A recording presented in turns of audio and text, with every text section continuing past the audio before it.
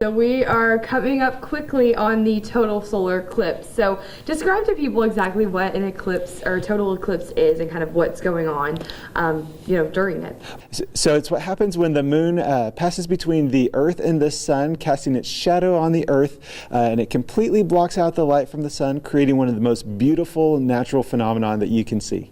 Yeah, and so, with this, a lot of people I don't think fully understand, like, the magnitude of this and how it's very much different than what we saw in October. So can you kind of describe that for them and kind of put that into perspective? Right. So what we saw in October here in Tyler in East Texas was a partial solar eclipse where we saw the moon cover about 80% of the sun. And while that was a really neat and interesting phenomenon, it's still, you didn't get the dramatic effects that you see with a total solar eclipse. The sky was still bright, but with a total solar eclipse, the moon completely covers up the light from the sun if you're in the path of totality, and that creates some really, really dramatic effects. You can see the sky getting dark. You can see a phenomenon called the diamond ring, Bailey's beads, which are these little crevices in the moon's surface, and then finally you can get to see the sun's corona, which are these white kind of streamers that are coming off of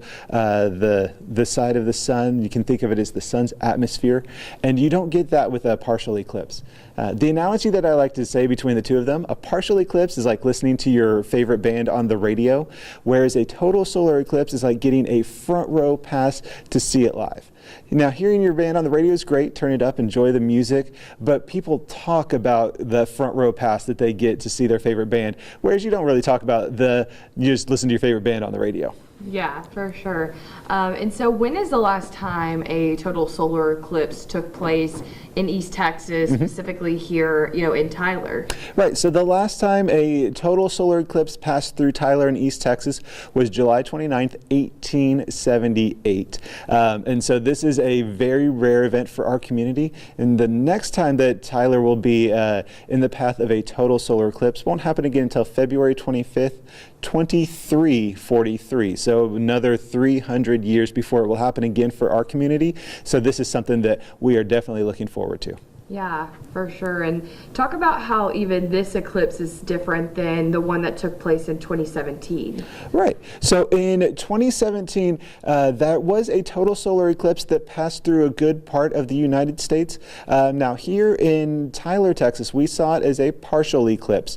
But even if you saw the total eclipse in 2017 versus in 2024, there will be a longer period of totality. In 2017, the maximum period of totality was about 1.5 minutes, and here in Texas, depending on where you are, it can range from about 2 minutes here in Tyler up to 4.5 minutes if you're a little bit further west in places like Canton or Terrell. Yeah, and so, right now it's projected to be a cloudy day for that day, which, even if it is cloudy, you can still see the effects of a total solar eclipse. So can you kind of describe that to people? Right. So this is something that, if it were up to me, I would love a nice, perfect, clear, sunny forecast, which it doesn't look like is in store for us. However, I don't want people to lose hope.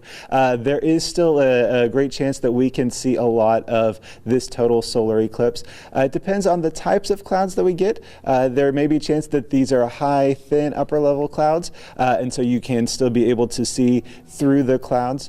And additionally, what happened when I saw the total solar eclipse in 2017 in Marshall, Missouri, it was completely clouded over beforehand, and about 30 minutes before totality, the clouds started to part, and we were able to get a good view of the total eclipse and the corona, and it was truly, truly breathtaking.